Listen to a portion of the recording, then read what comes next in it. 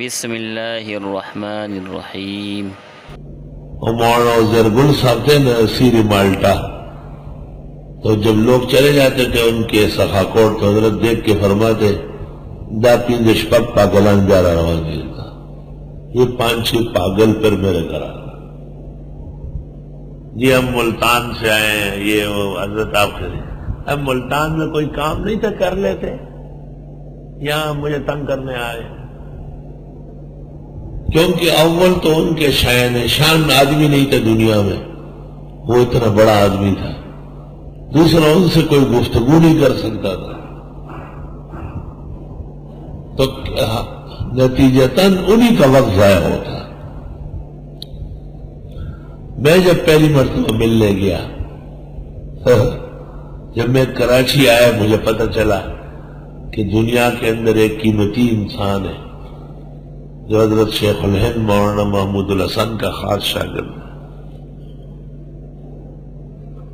تو میں یہاں طالب علم نے مجھے کہا یار تم نے مولانا زرگل کو نہیں دیکھا، سرحد کے رہنے والے، مجھے بھی بہت شرم آئی۔ چھٹیوں میں گھر جا کے میں سخا کوٹ گیا، مردان سے ایک راستہ جاتا ہے، مسجد ایک چھوٹی سی، وہ اپنی زمینوں پہ رہتے تھے، وہاں مکانات، شہر چھوڑ چکے تھے۔ مسجد میں ایک سرخ سفید لمبے قد کاٹ کا آدمی بیٹھا ہے، قرآن مجید پڑھ رہا ہے۔ مجھے کہا گیا یہ ان کا گھر ہے، تو میں نے وہ مسجد میں جو آدمی بیٹھا تھا اس سے میں نے پوچھا کہ مولانا زرگل کہاں ہے؟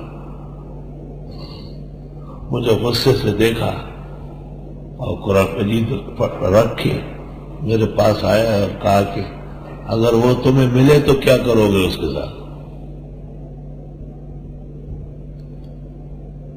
میں نے کہا کہ وہ بڑی تاریخ ساز شخصیت ہے اور مجھے ان سے ملنا ہے۔ کہ استاذوں نے آپ کو یہ نہیں کہا تھا کہ وقت بہت قیمتی ہے، اس کا خیال رکھنا چاہیے؟ میں سمجھ گیا کہ آج بھی تو یہی ہے، اور چارپائی ڈالنے لگے مجھے بٹھانے کے لیے، تو میں نے کہا میں ڈالتا ہوں، تم کیوں ڈالو گے؟ آپ کا میرے گھر میں کیا کام ہے؟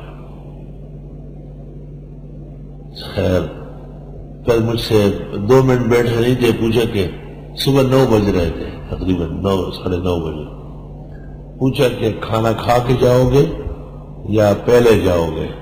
اب اگر میں کہتا کہ پہلے تو وہ کہتے کہ ہاتھ ملاؤ چلو، تو میں نے کہا نہیں دوپہر کا کھانا کھا کے جاؤں گا۔ تم مولانا موڈ میں ہو گئے، کچھ باتیں شروع کر دی۔ آئی سوال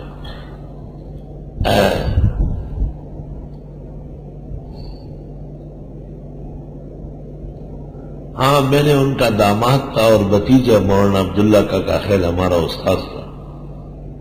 میں نے کہا وہ سلام کہتے کہ اس کا باپ مجھے سلام نہیں بھیج سکتے، وہ کس کا بیٹا ہے؟ کہ تم اپنی طرف سے باتیں بناتے ہو۔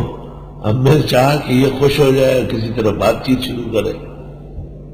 کہا جب کراچی سے آؤ تو صرف مولوی محمد یوسف صاحب کا سلام کہو، حضرت بنوری کو مولوی محمد یوسف کا سلام کہہ سکتے ہو، اور کسی کے سلام کا آپ کو کوئی حق نہیں ہے۔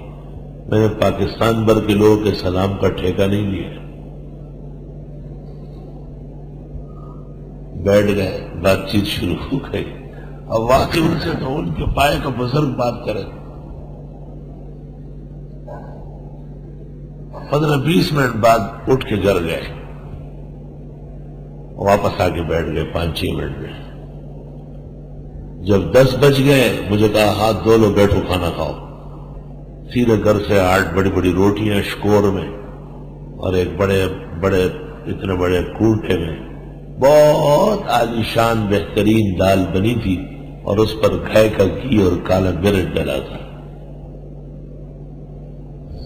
اور اچار کا ایک مرتبان بھی لے آئے، اور بڑے بے تکلفی سے پھر مجھے روٹی توڑ کے دے رہے تھے، اور اب کھانے کے دوران بہت ہی زیادہ دل بستگی میں تھے۔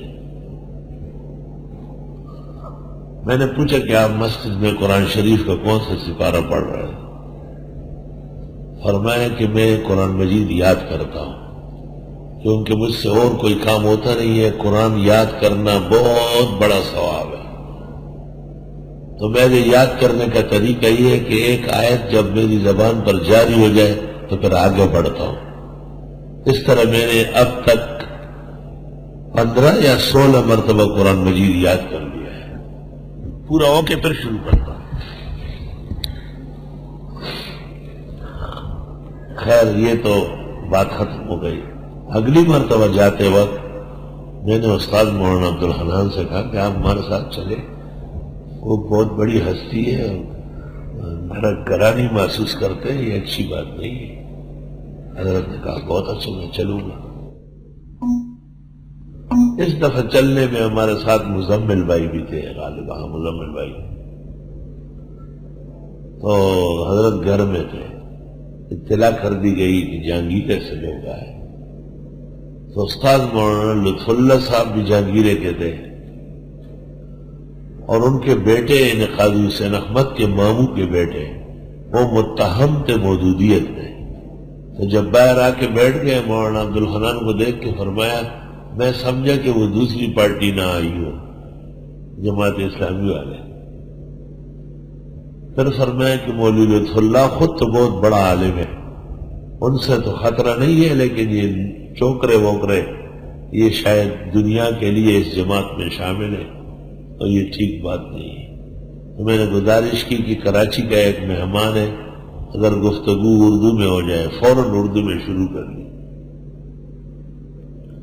اس وقت انہوں نے کہا کہ مولانا مودودی سے تفسیر میں اور تصنیفات میں انبیاء علیہ السلام اور پاک لوگوں کی بارگاہ میں بے حرمتی ہوئی ہے، اور یہ بہت بری بات ہو گئی۔ مولانا عبدالحنان صاحب نے ان کو دیوبند کے بعض واقعات یاد دلائے، وہ ان کو یاد تھے اور بہت زیادہ خوش ہوئے۔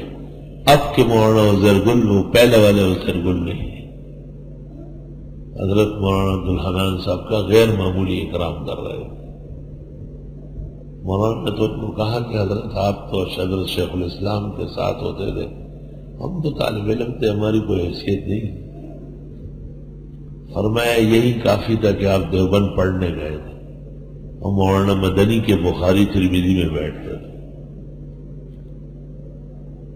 ایک دفعہ میں گیا تو حضرت صاحب نابینا تھے بالکل، کہ میری بینائی ختم ہو گئی ہے۔ تو اور بھی کچھ علماء تھے، انہوں نے کہا حضرت آپریشن ہو جائے، کہا کس کو دیکھنے کے لیے آنکھیں ٹھیک کروں، کس کو دیکھنا ہے؟ جن کو میں نے دیکھا تھا اب وہ نہیں ہے، اور جو دیکھنے میں آتے ہیں ان کی شکلیں نہ دیکھنا بہتر ہے، اس لیے مجھے بڑا آرام ہے کہ دیکھتے ہی نہیں۔ وہ تو ان کو تو خاموش کر دیا۔ اس کے بعد جب ہم گئے تو پرانا گھوم پھر رہا ہے، بینائی بحال ہو گئی ہے۔ میں نے پوچھا کہ حضرت بینائی بحال ہو گئی، بہت مبارک ہو۔ کہاں وہ اسعد آیا تھا ہندوستان سے، مولوی اسعد آیا تھا، یہاں بوسے والے کمرے میں رہ رہا تھا، چارپائی ڈال کے وہ کمرہ آئے کہ میخی بوس پر دو کہ دی کہ اسد اسے دو یو شل دے پس میں تپوسو کو زیب لینا تکا نا۔ میں نے پوچھا کہ 20 دن بعد میں نے پوچھا کہ کیوں نہیں جاتے اور جاؤ نا یہاں سے؟ کہا ایسا تھوڑا ہی جاؤں گا۔ تو میں نے پوچھا کیا کر کے جاؤ گے؟ کہا آپ کا آپریشن آنکھوں کو کرا کے جاؤں گا۔ اور میں نے کہا میں نے آپریشن نہیں کرنا۔ 20 دن اور ٹھہرا، میں سمجھ گیا کہ جا تو میں سال بھر بیٹھا رہا ہوں، نہیں جاؤں۔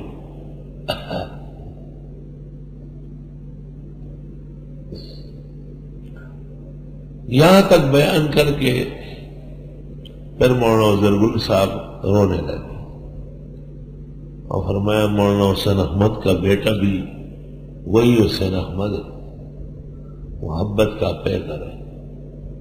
کہ میں نے اجازت دے دی کہ ٹھیک ہے آپریشن کراؤ۔ تو آپریشن ہوا، آنکھیں بحال ہوئی۔ جب اسے اطمینان ہو گیا کہ میں ٹھیک ہو گیا، اس کے 20 دن بعد پھر 60 دن گزار کر کے گیا ان کے گھر میں۔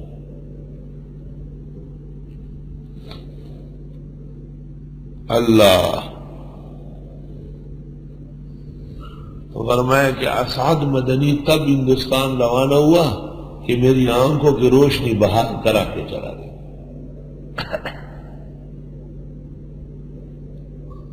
پشاور اسپتال میں شرائط لگائی تھی، ایک شرط یہ تھی کہ اخبار میں نہ دے، دوسرا یہ کہ کسی قسم کے مولوی کو اندر نہ آنے، تیسرا یہ کہ آنے والوں سے کوئی ہدیہ تحفہ قبول نہ کیا،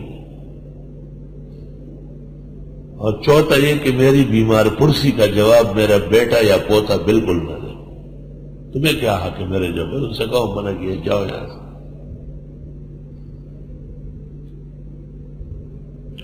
انتقال سے پہلے بھی ہم گئے تھے، پلنگ پہ لیٹے ہوئے تھے،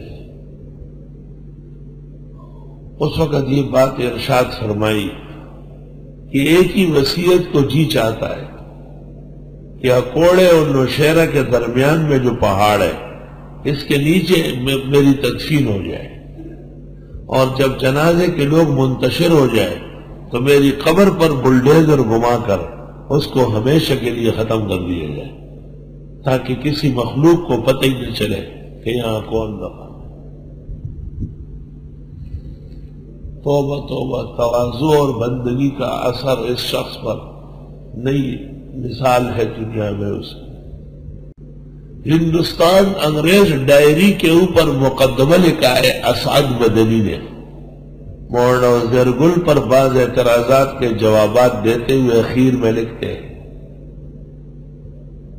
میری عادت طویل لکھنے کی نہیں تھی، لیکن مولانا وزیر گل کے تقدس نے،